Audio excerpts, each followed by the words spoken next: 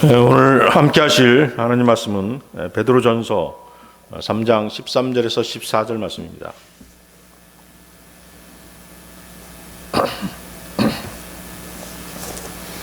베드로전서 3장 13, 14절.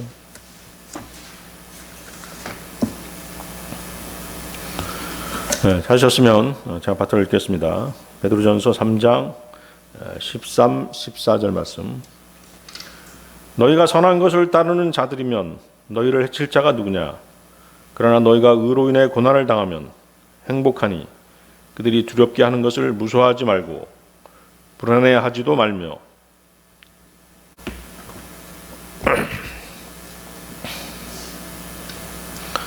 그리스도인은 두려워해야 할 것과 두려워하지 말아야 할 것을 구분할 수 있어야 합니다. 여러분은 주 하나님을 두려워해야 합니다. 욥기 28장 28절 말씀인데요. 또 사람에게 이르시기를 보라 주를 두려워하는 것이 곧 지혜요 악에서 떠나는 것이 명철이니라. 잠언 14장 27절 말씀에도 주를 두려워하는 것은 생명샘이라 사망의 올무들에서 벗어나게 하느니라. 하나님을 억지로 두려워할 수는 없겠죠? 그렇습니다. 하나님이 어떤 분인지 알아야 그분을 두려워할 수 있는 것입니다. 잠언 2장 1절에서 5절 말씀인데요. 내 아들아 내가 만일 내 말들을 받으며 내 명령들을 내게 감추어 두기를 원하여 내 귀를 지혜에 기울이고 내 마음을 명철에 쏟으며 참으로 지식을 따라가며 외치고 명철을 얻으려고 내 목소리를 높이며 은을 구하는 것 같이 그것을 구하고 감추어진 보화들을 찾는 것 같이 그것을 찾으면 그때 주 두려워하는 것을 깨닫고 하나님 아는 것을 발견하리니. 하나님의 말씀들과 그분의 명령들을 성경을 통해 받고 마음에 간직하며 순종해야 합니다. 여러분은 귀를 지혜에 기울이고 마음은 명철에 두어야 합니다. 또한 성경을 읽는 눈이 필요합니다. 믿는 마음과 보는 눈과 듣는 귀가 진리를 깨닫게 하는 것입니다. 성경에서 말씀하시는 지식은 진실인 것과 거짓인 것을 배우는 것입니다. 자, 세상에서 말하는 지식과 다르죠? 성경에서 말씀하시는 지식은 뭐라고요? 진실인 것과 거짓인 것을 배우는 것. 자, 그러면 또 지혜는 무엇일까요? 지혜는 지식을 사용하는 법을 아는 것입니다. 분별이라고 하면 분별은 지식들이 하나님과 어떤 관련이 있는지를 아는 것입니다. 명철은 악에서 떠나는 것입니다. 성경은 명철과 지식을 구하는 자는 그것을 구하려고 소리를 질러야 하며 목소리를 높여서 원해야 하고 은을 구하고 보화를 찾는 것처럼 찾아야 한다고 말씀하십니다. 세상 학문처럼 석사학위 또 박사학위를 취득한다고 해서 지혜를 얻는 것이 아니라 보화를 찾듯이 명철과 지식을 얻고자 열망해야 한다는 뜻입니다. 자, 무엇을 통해서입니까? 성경을 통해서죠. 이렇게 열렬하게 구하게 되면 비로소 주를 두려워하는 것을 깨닫고 하나님 아는 것을 발견하게 된다고 말씀하시는 것이죠. 주를 두려워하는 마음은 성경을 통해 하나님께서 자신을 계시하는 것을 통해서 알게 되는 것입니다. 하나님의 창조 과정과 하나님의 창조물을 살펴봄으로써 하나님의 권능을 알게 됩니다. 그분의 선한 명령들에 불순종함으로써 생기는 죄들을 알게 되고 또 그 죄들에 대한 하나님의 진노와 심판을 알게 됩니다. 또한 죄들을 용서받음으로써 하나님의 긍휼을 알게 되는 것이죠. 우리가 하나님의 말씀에 순종함으로써 하나님의 사랑을 알게 됩니다. 또 찬양과 기도를 통해 하나님의 돌보심을 깨닫게 되는 것입니다. 하나님을 아는 지식 없이 지혜와 명철이 생길 수 없습니다. 더더욱 하나님을 두려워하는 마음도 생길 수 없는 것이죠. 여러분이 원하기만 하면 하나님께서는 지혜, 지식, 명철의 보화들을 주십니다.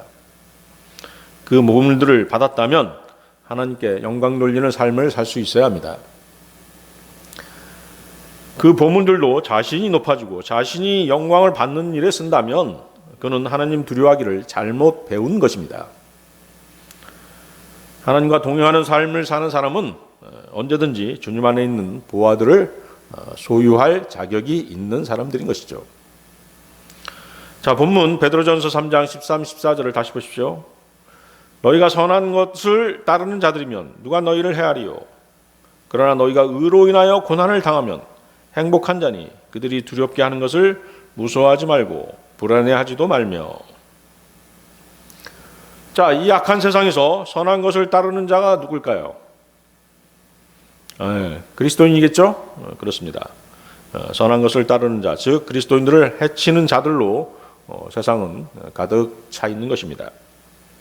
사람들뿐만 아니라 마귀는 선한 것을 따르는 자들, 불을 쫓지 않고 바른 진리의 말씀대로 살아가려는 그리스도인들을 어떻게든 해치려고 기회를 엿보고 있는 것입니다.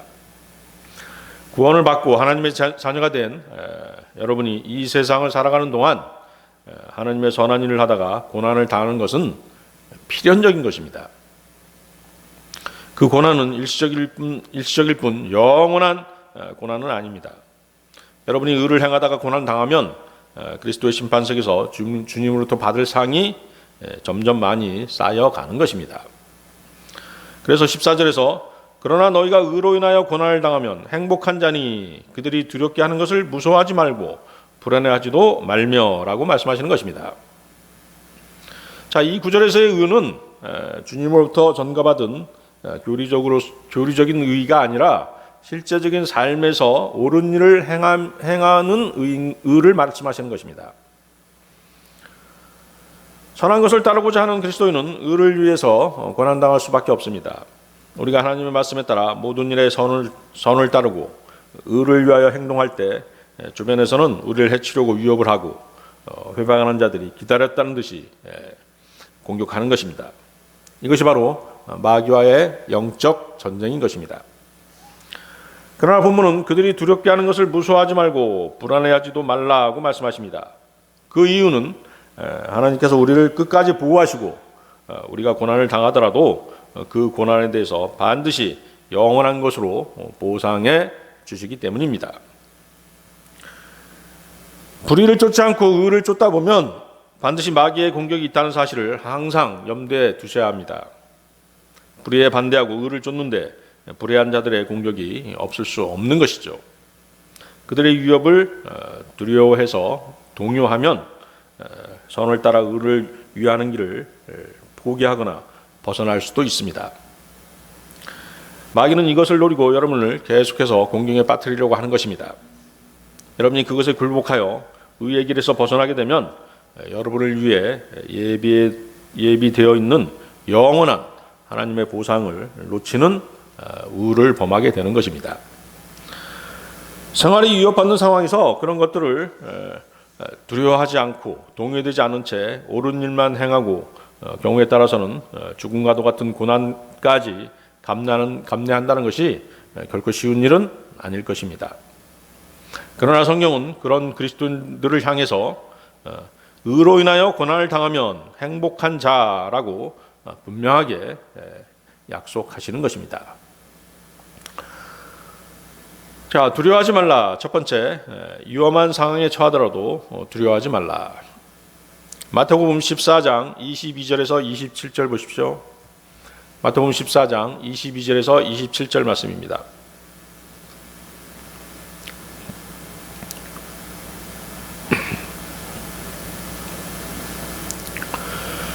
마태복음 14장 22절에서 27절 말씀. 즉시 예수님께서 자기 제자들을 강권하사 자기가 무리들을 보내는 동안 배를 타고 자기보다 앞서 건너편으로 가게 하시고 무리들을 보내신 뒤에 기도하러 따로 산에 올라가셨다가 저녁이 되매 거기 홀로 계시더라. 그러나 이제 배는 바다 한가운데 있었고 바람이 반대로 불므로 파도로 인하여 요동하더라. 밤 사경에 예수님께서 바다 위로 걸어서 그들에게 가시니 제자들이 그분께서 바다 위로 걸어오시는 것을 보고 불안해하며 이르기를 영이다 하고 두려워서 소리 지르거늘 즉시 예수님께서 그들에게 말씀하여 이르시되 안심하라 나니 두려워하지 말라 하시니라. 자, 본문은 보리빵 5개와 물고기 2마리로 5,000명 이상을 먹이시고 남은 조각을 12바구니에 가득 채운 놀라운 기적을 행하신 후에 일어난 일입니다. 무리들은 다시 빵을 얻으려고 주님을 따라왔고 심지어 빵을 먹고 배부른 까닭에 주님을 왕으로 삼고자 했던 것입니다. 요한복음 6장 15절에 그 말씀이 나와 있죠. 그러므로 그들이 와서 억지로 자기를 데려다가 왕으로 삼으려는 것을 예수님께서 아시고 다시 혼자 산으로 떠나가시니라. 자, 본문에서 밤은 교회 시대를 말합니다. 성도들은 현재 밤중으로 표현되는 교회 시대를 살아가고 있는 것이죠. 부활 승천하신 예수 그리스도께서는 지금 높은 곳 셋째 하늘에서 성도들을 위해 중보하고 계십니다. 자, 바람은 성도들을 향해 거세게 불며 파도를 일으키고 있습니다. 바람이 상징하는 것은 성도들의 고난입니다. 세상은 간교한 술수와 속임수 그리고 거짓 교리들로 성도들을 공격하는 것입니다. 이런 것들에 넘어지지 않는 방법은 진리에 대한 확고한 믿음의 성장뿐입니다. 에베소 4장 14절 말씀인데요. 이것은 우리가 이제부터 더 이상 어린아이가 되지 아니하여 사람들의 속임수와 몰래 숨어서 속이려 하는 자들이 사용하는 간교한 술수로 말미암아 교리의 모든 바람에 이리저리 흔들려 밀려 다니지 아니하고. 어린아이의 믿음 상태에 있다면 우리는 흔들릴 수밖에 없겠죠? 그렇습니다.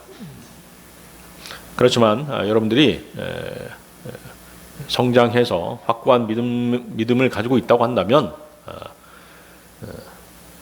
어떠한 간교한 술수 또 속이려 하는 자들의 그런 술수에 결코 넘어가지 않을 것입니다.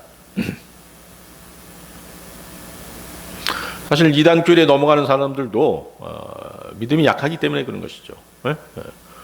확고한 영적 분별력이 결여되어 있기 때문에 이단 교리에 넘어가는 것입니다. 거기 밤 사경이 나오죠. 밤 사경은 오전 3시부터 오전 6시 사이를 가리킵니다. 자, 일경은 언제부터 시작되는 것입니까? 오후 6시부터 시작되죠.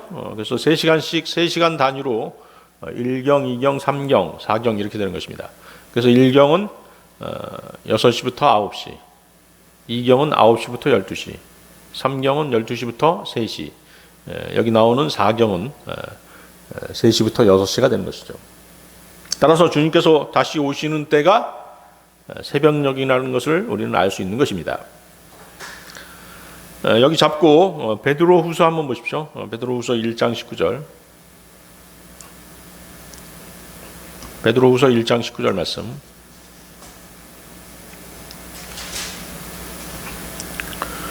베드로후서 1장 19절 말씀. 또한 우리에게는 더 확실한 대언의 말씀이 있으니 날이 새어 샛별이 너희 마음속에 떠오를 때까지 너희가 어두운 곳에서 비치는 빛을 대하듯 이 말씀에 주의를 기울이는 것이 잘하는 것이니라. 여기서 샛별이 나오죠. 샛별, 데이스타. 뭐 해석하면 이제 뭐 낮의 별, 뭐 이런 뜻이 될 수 있고요. 혹은 그 계시록 22장 16절에서는 모닝스타라고 되어 있습니다. 모닝스타, 아침의 별이죠.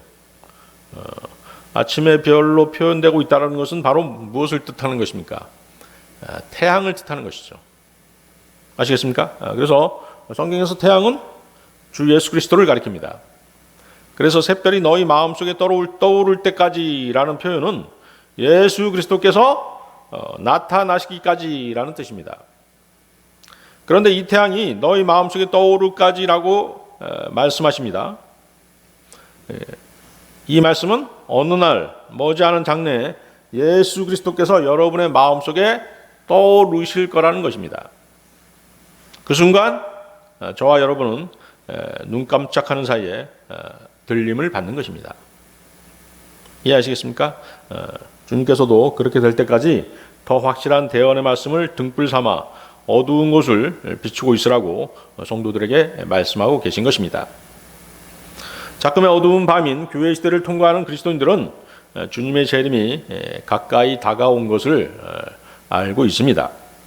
그러기에 성경은 밤이 많이 지났고 낯이 가까웠느니라고 말씀하시고 주님의 재림을 기다리고 있는 우리에게 주의 날이 밤에 도둑같이 이르는 줄을 너희 자신이 완전히 아느니라고 데살로니가전서 5장 2절에서 말씀하십니다.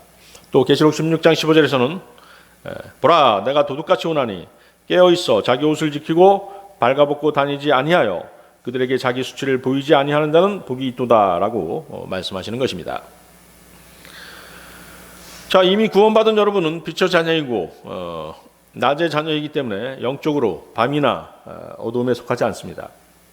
그렇게 어둠 속에 있을 때 빛의 자녀들로서 등불을 밝히고 있어야 하는 것입니다. 무슨 등불입니까? 진리의 등불이겠죠? 그래서 본문은 주님께서 다시 오셔서 이 어두운 밤으로부터 우리를 데려가실 때까지 이 진리의 등불을 환히 밝히고 있는 것이 잘하는 것이니라라고 격려하고 계신 것입니다. 그리스도인들은 성경 읽고 더 확실한 대언의 말씀으로 어둠을 밝히고 있는 사람들입니다. 그러므로 그리스도인이 바른 성경에 따른 진리의 말씀으로 어둠을 밝히고 있지 않다면 그것은 잘못된 신앙생활을 하고 있다는 증거입니다. 또한 성도가 바른 말씀으로 자신을 무장하고 있지 않다면 그는 흔들리는 삶을 살 수밖에 없습니다. 자, 본문을 보십시오. 다시 마태복음 14장 22절 27절 보십시오. 날이 어두워졌는데 주님께서는 아직 오시지 않습니다. 강풍이 불고 파도가 일자 두려워할 수밖에 없습니다. 지금 우리는 어두운 밤바다를 건너고 있는 것입니다. 성령님께서 우리 안에 거하시기 때문에 우리는 이 캄캄한 바닷길을 항해할 수가 있지만 그래도 주변 환경은 녹록치가 않습니다. 그렇죠? 세상을 살아가는 동안에 겪게 될 여러 고난들, 마귀와의 영적 전쟁 등이 우리를 괴롭히는 것입니다. 캄캄한 밤중에 강풍 속에서 높은 파도를 거스르며 항해한다는 것은 얼마나 두려운 일이겠습니까? 주님께서 여기 계신다면 바람을 잠재우고 파도를 잠잠케 해줄 수 있지만 주님은 아무 소식도 없으시고 사나운 강풍이 몸을 감싸고 파도의 거센 물결에 배는 높이 솟구쳤다 가라앉기를 반복하고 있고 거센 물보라는 배 안에까지 들이치며 우리의 혼을 빼놓고 있는 것입니다. 그럴수록 우리가 의지해야 하는 것은 오직 주님뿐입니다. 말씀뿐인 것이죠. 여러분은 어떤 상황에 처해서더라도 겁을 먹거나 낙심해서는 안 됩니다. 굳건한 믿음과 진리로 무장한 깨어있는 그리스도인들만이 바다 위를 걸어오시는 주님, 즉 재림하시는 주님을 뵐 수 있는 것입니다.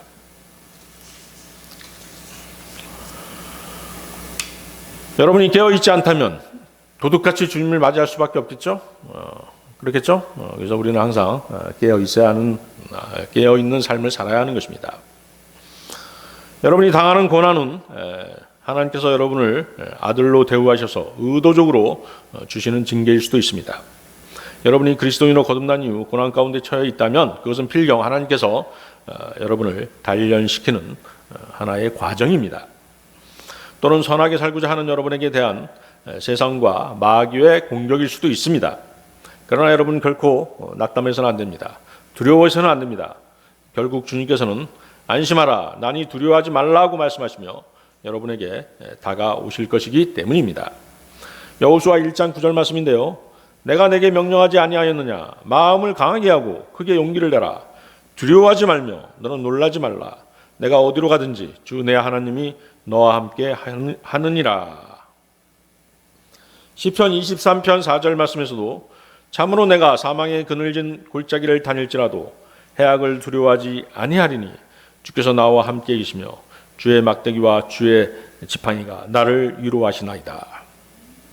이사야서 12장 2절 말씀에는 보라 하나님은 나의 구원이시로다. 내가 신뢰하고 두려워하지 아니하리니 주 여호와는 나의 능력이시오 나의 노일이시며 그분께서 또한 나의 구원이 되셨도다.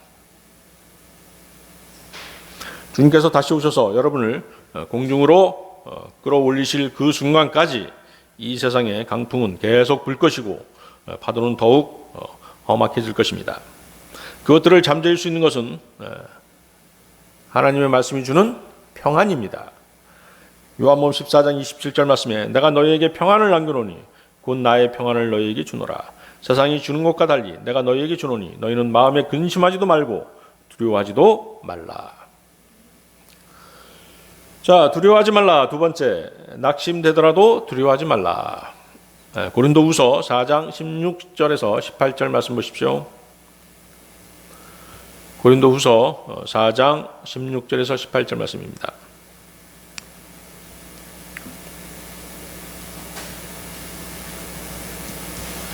자, 우리가 이제 많은 성경 말씀을 다루고 있지 않습니까?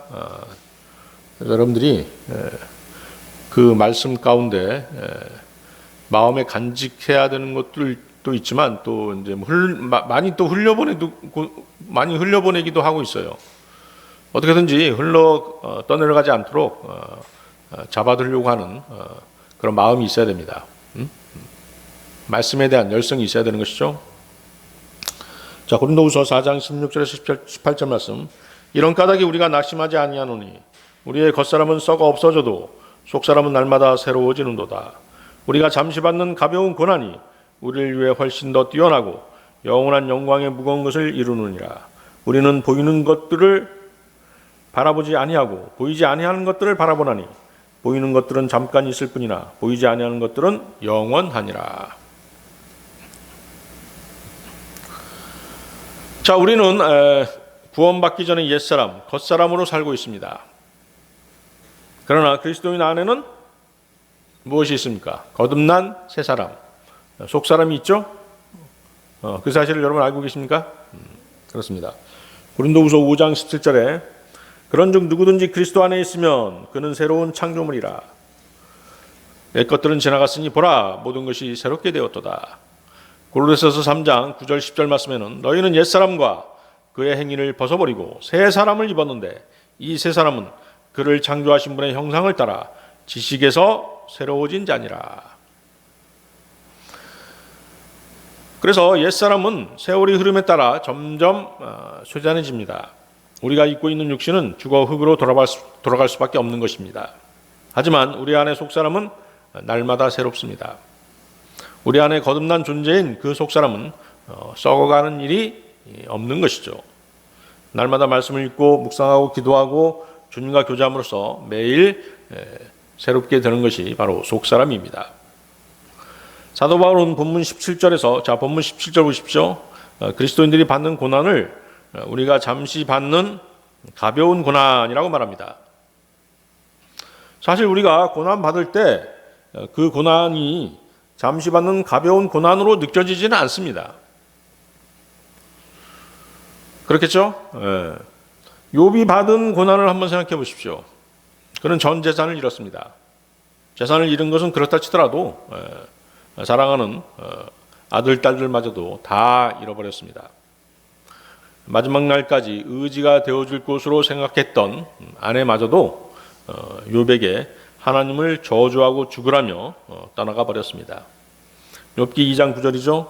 이에 그의 아내가 그에게 이르되 당신이 아직도 당신의 순전함을 지키느냐? 하나님을 저주하고 죽으라 하되.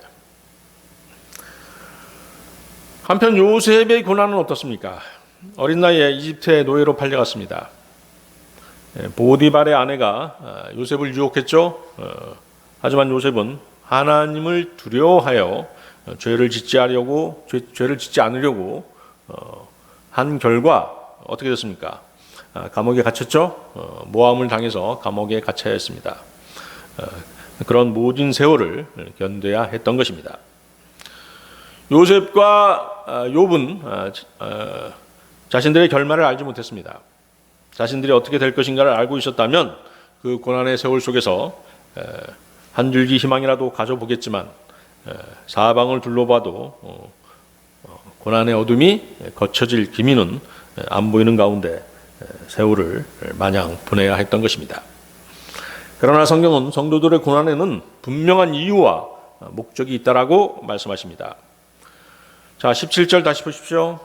고린도후서 4장 17절.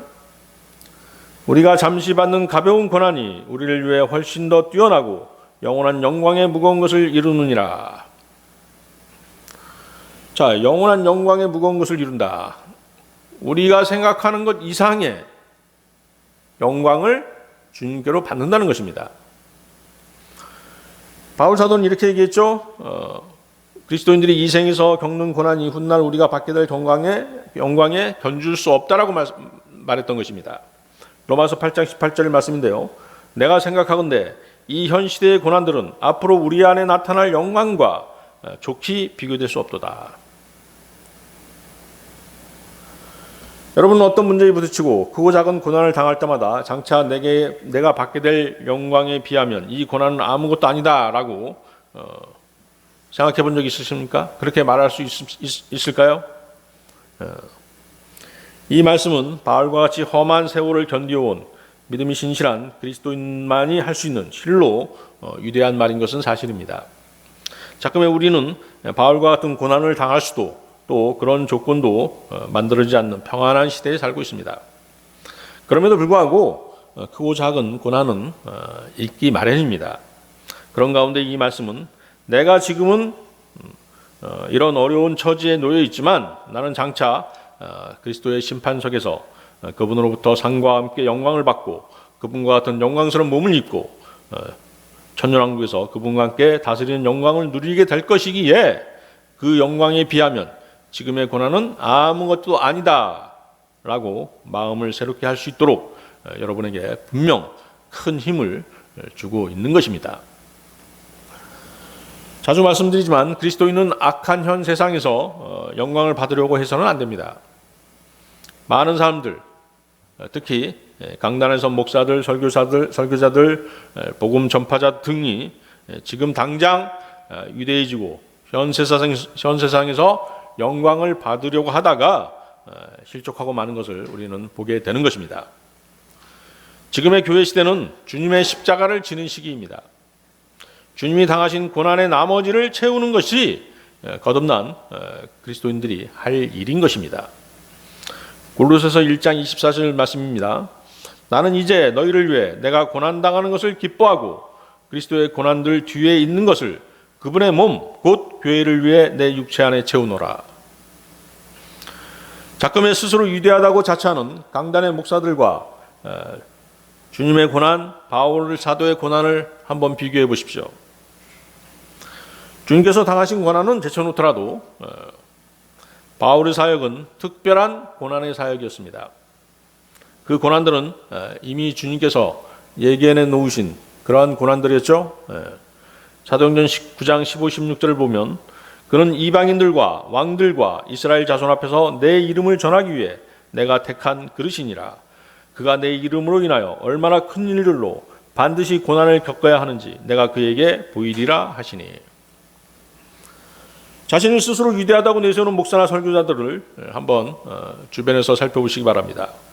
그들은 감옥에 들어가지도 않았고 돌에 맞지도 않았으며 채찍에 맞지도 않았고 복음을 전파한다고 고난당하지도 않았습니다. 그들은 자신들이 저지른 육신적인 범죄로 감옥에 갔을지언정 결코 진리를 위해 감옥에 간 적은 없습니다. 성도들에게 고난과 시험에 대해 설교하고 그들의 희생을 강요하면서 자신들은 편안한 안락 의자에 앉아 손가락 하나 까딱하지 않는 것이 작금의 목사들과 설교자들입니다. 바울은 그의 사역이 그리스도의 사역의 연장선상에 있음을 증명하기 위해 고난을 받았습니다. 바울은 이방인들을 향한 주님의 일꾼이었습니다. 로마서 15장 16절 말씀입니다. 이것은 내가 이방인들을 향한 예수 그리스도의 사역자가 되어 하나님의 복음을 제공함으로써 이방인들을 바치는 일이 성령님을 통해 거룩히 구별되어 주께서 받으실 만하게 하려 함이라. 예수 그리스도께서는 죄인들의 죄들을 속죄하기 위해서 대신 고난을 받으셨습니다. 사도 바울은 주님의 몸된 교회의 일원이 될 이방인들의 유익을 위해 대신 고난을 당했습니다. 그래서 사도는 에베소서 3장 1절에서 너희 이방인들을 위해 예수 그리스도의 갇힌 자 된 나 바울이라고 말하고 있는 것입니다. 고난은 그리스도인들의 의무와도 같은 것입니다. 훗날 주님 앞에서 칭찬과 존귀와 영광을 받기 위해서 고난은 반드시 통과되어야 하는 것입니다. 그러기에 고난은 저와 여러분의 영광을 위해 준비되어 있는 통과 의례 혹은 자랑스러운 훈장과도 같은 것입니다. 그래서 여러분들은 고난을 당할 때 전혀 낙심하거나 두려워할 필요가 없는 것이죠.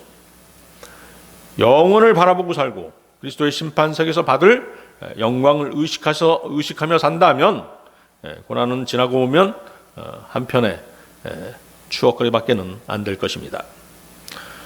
두려워하지 말라. 세 번째, 복음 전하기를 두려워하지 말라.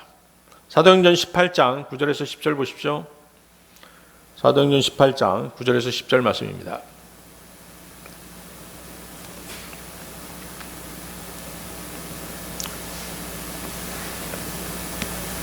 사도행전 18장 9절에서 10절 말씀. 때에 주께서 밤의 환상으로 바울에게 말씀하시되 두려워하지 말며 잠잠하지 말고 말하라. 내가 너와 함께 있음에 아무도 너를 공격하여 해치지 못하리니 내게는 이 도시에 많은 백성이 있느니라 하시더라. 바울 사도에게 중대한 문제나 어려움이 닥쳤을 때 주님께서는 때때로 환상을 통해 주님의 뜻을 바울에게 보이셨습니다. 이런 일은 사도의 표적이 주어진 시기였기에 가능했던 것입니다. 자꾸에는 그런 환상을 보여주시기보다는 무엇이 있습니까? 말씀이 있죠? 말씀이 있습니다. 우리는 말씀으로 모든 것을 판단할 수 있는 것입니다. 고린도후서 12장 12절 말씀에 진실로 내가 너희 가운데서 모든 인내와 표적들과 이적들과 능한 행위들로 사도의 표적들을 행하였노라. 사도 시대에는 하나님께서 사도들에게 사도의 표적들을 주셨죠? 그렇습니다. 사도 바울은 주님께서 주신 많은 사도의 표적들을 행할 수 있었습니다. 그것들을 모든 인내와 표적들과 이적들과 능한 행위들이라고 말하고 있습니다. 그 표적들은 사도 시대에 주어진 은사였습니다. 그러나 사도 시대가 저물면서 그러한 표적들은 사라져갔습니다. 한창 때 그 바울을 하나님께서 들어 쓰실 때 그때를 보면 어떻습니까?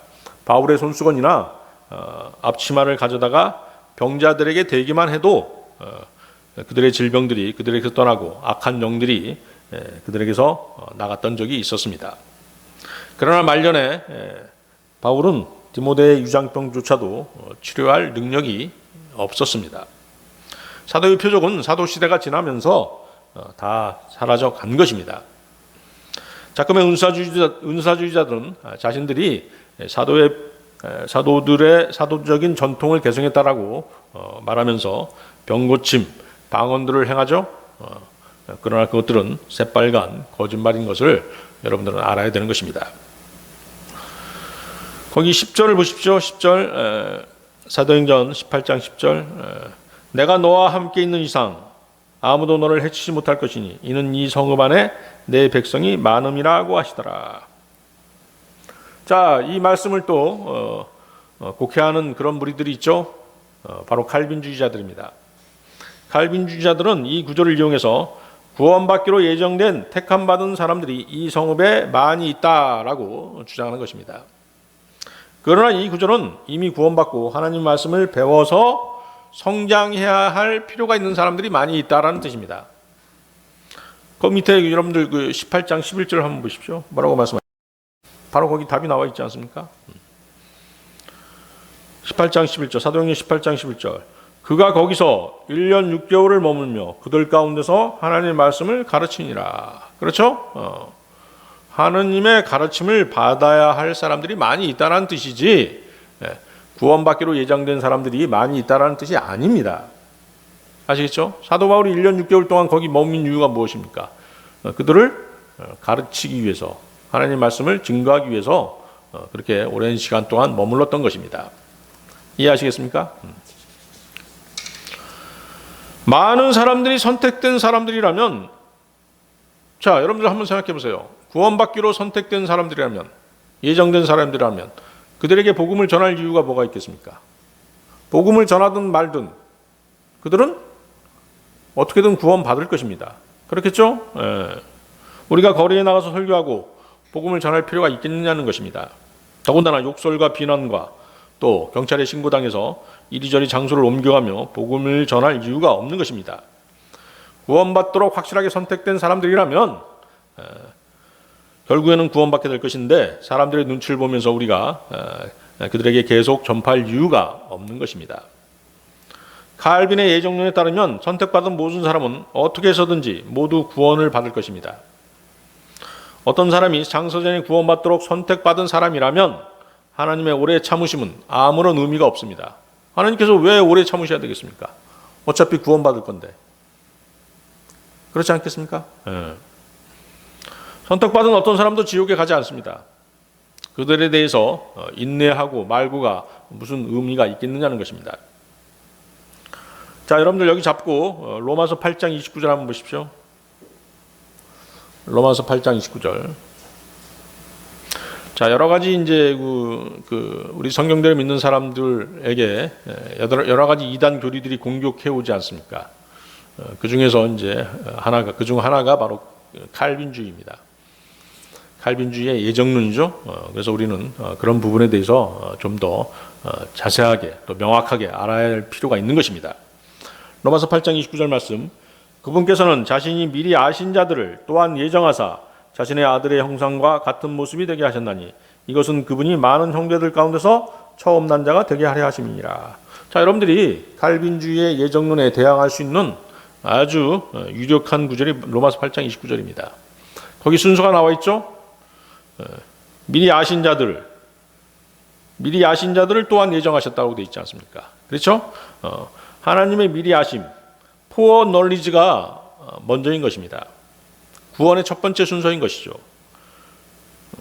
택하심이니 예정하심이니 무조건적인 선택이니 하는 예정론에 앞서서 미리 아심이 먼저인 것입니다. 예정하심은 미리 아심 다음에 예정하는 것입니다. 따라서 이 말씀에 따르면 하나님의 미리 아심이 없이는 예정하심이란 있을 수 없는 것입니다. 그러면 하나님께서 무엇을 예정하셨다는 것입니까? 그 뒷부분에 나와 있죠? 무엇을 예정하신 거죠? 또한 예정하사 자신의 아들의 형상과 같은 모습이 되게 하셨나니 구원받은 그리스도인들을 예수 그리스도와 같은 형상을 입도록 예정하셨다는 것입니다. 아시겠습니까? 구원을 예정하셨다는 게 아닙니다. 구원받은 사람을 예수 그리스도와 같은 형상을 입도록 예정하신 것입니다. 이해하시겠죠? 그래서 자신의 아들의 형상과 같은 모습이 되게 하셨나니라고 말씀하시는 것입니다. 자, 여러분들 또 디모데후서 2장 10절 한번 보십시오. 디모데후서 2장 10절. 자, 이런 부분을 이제 우리가 성경 읽을 때 쉽게 이렇게 넘어간다면 여러분들이 많이 성장한 것입니다. 디모데후서 2장 10절. 그러므로 내가 선택받은 자들을 위하여 모든 것을 견딤은 그들도 그리스도 예수님 안에 있는 구원을 영원한 영광과 함께 얻게 하려 함이라. 자, 칼빈주의자들이 막 흥분하는 그런 단어들이 있지 않습니까? 성경에서 이 단어만 보면 막 흥분하죠. 어떤 단어예요? 여기에 어떤 단어가 있습니까? 선택받은 자들 이런 단어가 있지 않습니까? 이런 자들만 보면 칼빈주의자들은 아주 좋아하는 것입니다. 자신들의 예정론이 맞지 않느냐라고 하면서 좋아하는 것이죠. 그렇지만 이 구절을 보세요. 거기 뒷부분에 어떤 단어가 있습니까?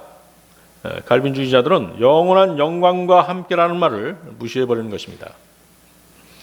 영원한 영광과 함께. 자, 이 말은 누구에게 해당되는 것이에요? 구원받은 사람들에게 해당되는 것이죠? 그렇습니다. 칼빈주의자들은 본문을 이렇게 해석합니다. 내가 모든 것을 인내하는 것은 선택받은 자들이 구원에 이르게 하려 함이라. 이렇게 해석하죠. 그러나 선택은 어떻게 된다고 그랬습니까? 구원받은 이후에 선택된다고 말씀드렸죠? 그렇습니다.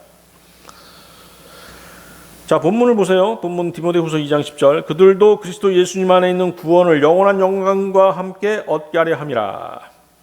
그러니까 뭐예요? 선택받은 자들이 구원 외에 무엇인가를 더 얻어야 된다는 것이죠. 무슨 말인지 아시겠습니까? 그것이 무엇이겠습니까?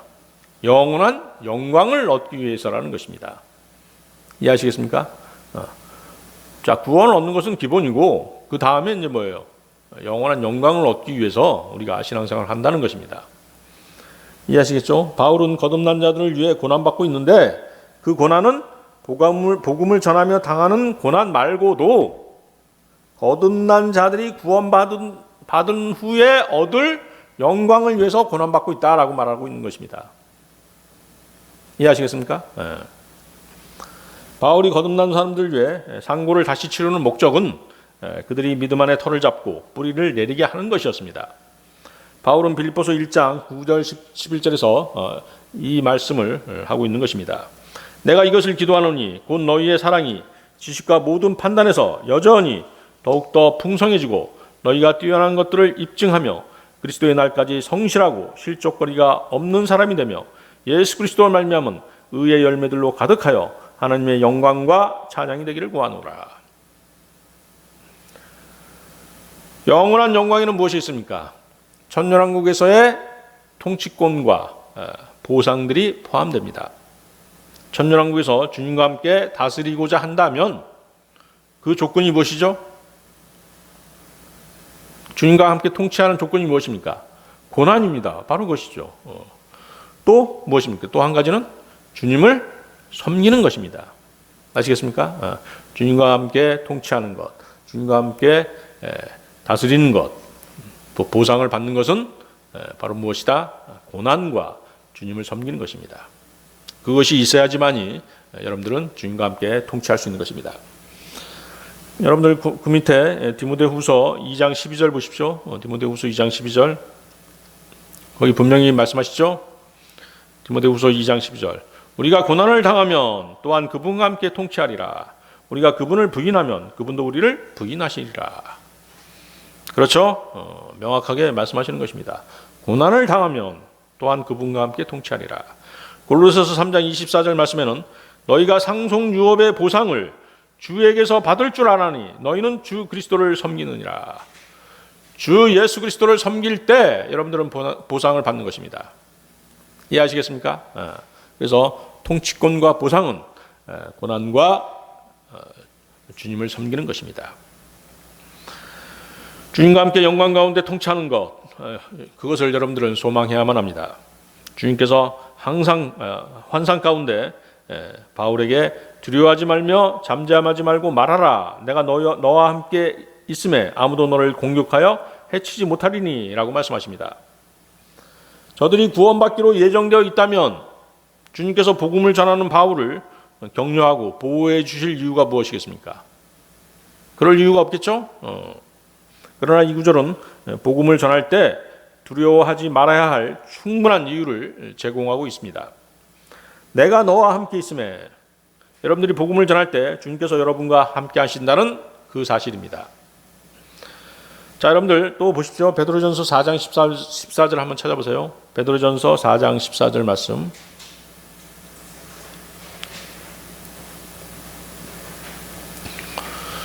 베드로전서 4장 14절 말씀. 너희가 그리스도의 이름으로 인해 비방을 받으면 행복한 자로다. 영광의 영 곧 하나님의 영께서 너희 위에 머물러 계시느니라. 그분께서 그들 편에서는 비방을 받으시나 너희 편에서는 영광을 받으시느니라. 여러분이 세상의 육신적인 일들로 인해 고난을 당한다면 그것은 그리스도인의 수치가 될 것입니다. 그러나 주님의 이름을 높이기 위해 욕을 당하면 그것은 복 있는 일이라고 말씀하십니다. 본문은 하나님의 영께서 너희 위에 머물러 계시기 때문이라고 또 말씀하십니다. 여러분이 욕을 당하고 고난을 당할 때 성령님께서는 그 모든 것에 증인이 되어 주십니다. 세상은 그분을 전파하는 여러분을 비방하고 주님을 비방하지만 여러분이 고난 받으며 그분의 이름을 드높이고 있기 때문에 주님께서는 여러분에게 영광을 받으시는 것입니다. 또한 주님께서는 여러분에게 그 모든 어려움을 극복할 능력과 평안을 주시는 것입니다. 그리고 훗날 그리스도의 심판석에서 영원한 영광으로 갚아 주시는 것입니다. 그러기에 여러분은 그분을 증거하는 일에 두려워할 필요가 없는 것이죠. 주님께서는 여러분을 자신의 피값으로 사셨습니다. 여러분은 이제 자신의 것이 아니라 주님의 소유입니다. 그러므로 여러분은 모든 일에서 주님께 영광 돌리는 삶을 살아야 하는 것입니다. 고린도전서 6장 20절 말씀인데요. 주께서 값을 치르고 너희를 사셨느니라. 그런즉 하나님의 것인 너희 몸과 너희 영으로 하나님께 영광을 돌리라. 여러분을 통해 영광 받으시는 주님께서는 반드시 여러분을 영광스럽게 해주시고 보상해 주신다고 약속하셨습니다.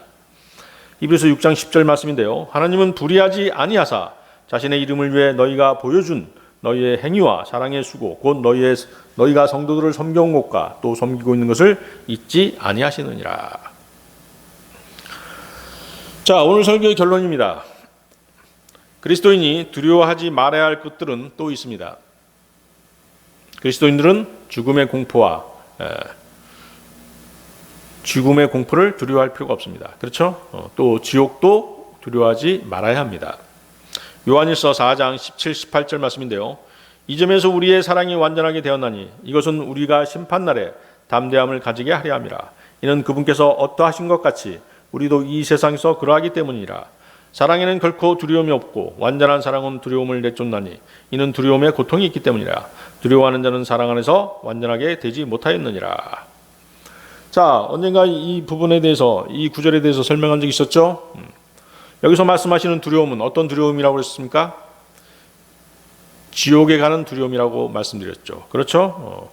여러분의 죄들이 예수 그리스도께 전가되었고 예수님의 의가 여러분에게 전가되었기 때문에 하나님께서는 여러분을 보지 않으시고 여러분 안에서 그분의 아들을 보시며 그분의 아들을 통해서 여러분을 보시는 것입니다. 하나님께서는 예수 그리스도를 통해 우리를 보십니다. 그러기에 우리의 구원은 안전한 것이죠. 저와 여러분은 거듭날 때 죄인으로서 십자가에 못 박혀 죽었습니다. 아시죠? 그렇습니다. 그렇기 때문에 우리는 죽은 몸을 걸치고 걸어다니는 시체와 같은 것입니다.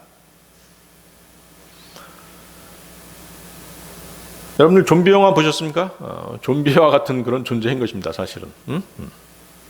우리는 십자가에서 죽었고 우리 안에 사시는 분은 그리스도십니다. 아시겠습니까? 나는 죽었고 그리스도께서 사시는 것입니다. 우리의 신앙생활은 바로 나는 죽었고 그리스도께서 사시는 삶, 주님께 영광 돌리는 삶, 그것이 바로 우리의 신앙생활이 되어야 하는 것입니다. 고린도후서 5장 21절 말씀인데요. 하나님께서 죄를 알지 못한 그분을 우리를 위하여 죄가 되게 하신 것은 우리가 그분 안에서 하나님의 의가 되게 하려 하심이라. 주님께서는 그분의 의를 우리에게 전가시켜 주셨죠. 그렇습니다. 또한 그리스도인은 사람을 두려워하지 말아야 됩니다. 시편 56편 3절 4절 말씀인데요. 내가 무서워할 때 주를 신뢰하리이다. 하나님 안에서 내가 그분의 말씀을 찬양하리라.